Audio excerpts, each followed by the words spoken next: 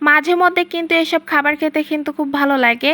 আর এই যে সব মাছ চচ্চড়ি, তারপর হচ্ছে যে মাছ ভর্তা, মাছের তারপর হচ্ছে যে মাছ ভুনা। যাই হোক, আসসালামু আলাইকুম, সবাই কেমন আছেন? যে যেখান থেকে আমার ভিডিওটা দেখছেন সবাইকে অসংখ্য ধন্যবাদ।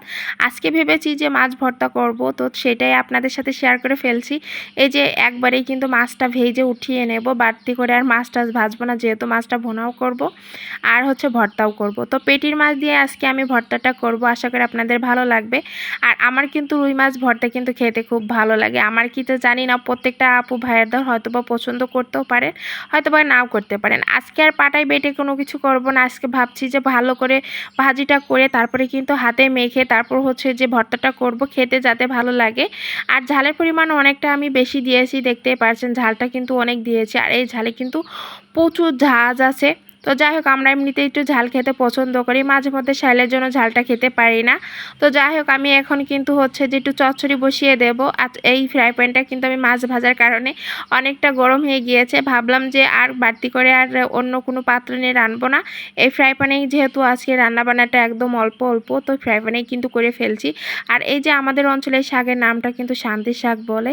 যাই হোক, এক এক অঞ্চলে এক এক রকমভাবে কিন্তু আপনার এই নামটা মানে শাকের নামটা হয়তো পরিচিত আছেন।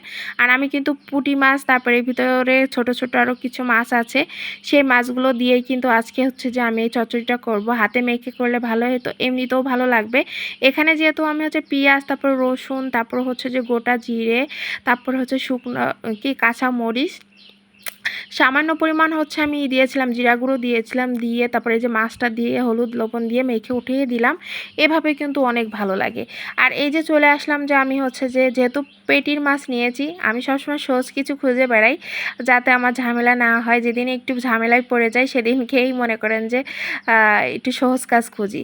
তো ভাবলাম যে পেটির মাছটা দিয়ে আজকে ভর্তাটা করব, কারণ হচ্ছে যে যদি আমি কাদের মাছটা নিতাম তাহলে পরে কাদের মাছে কিন্তু প্রচুর কাটা থাকতো, সে কারণে পেটির মাছটা নিয়ে আজকে ভর্তাটা করছি। আর এই ভর্তাটা আমার কাছে অনেক ভালো লাগে, যেহেতু মরিচ পেঁয়াজ দিয়ে অনেক মানে খুব ভালো করে একটু সরিষার তেল মেল দিয়ে মাখলে কিন্তু খুবই মজা লাগে। যাই হোক, আপনারা হয়তো বা খেয়ে থাকেন, তো আমাদের কিন্তু ভালোই লাগে। মাঝে মধ্যে ভর্তা করতে ইচ্ছা করে, কিন্তু ভর্তাইতে অনেকটা ঝামেলা আমার কাছে মনে হয়। তাই যাই হোক, এ ফাঁকে কিন্তু আমার চচ্চড়িটাও হয়ে গিয়েছে। আর এই যে আমি ভর্তাটা ফাইনালি মাখাতে চলে আসলাম। মাছটা আমার বাসার পরে কিন্তু এই যে আমি একটু রেখে দিয়েছিলাম বাইরে, সে কারণে মরিচটা একটু হচ্ছে হয়ে গিয়েছে, মানে একটু নরম নরম হয়ে গেছে এই আর কি। আর এখন আমি একটু সরিষার তেল দিয়েছি, দেওয়ার পরে মাছটা যে ভালো করে মেখে নেব।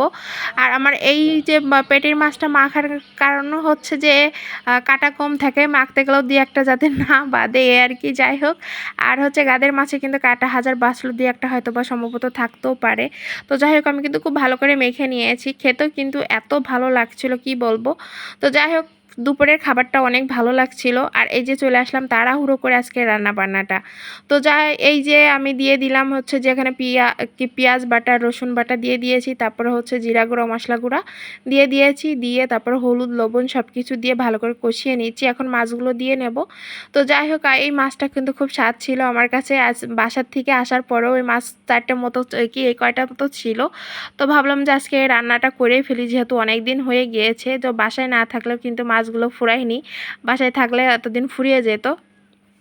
সাইলের বাবা সবসময় সহজ কিছু খুঁজে বেড়াই। যাই হোক, ভালো থাকবেন সবাই, আল্লাহ হাফেজ।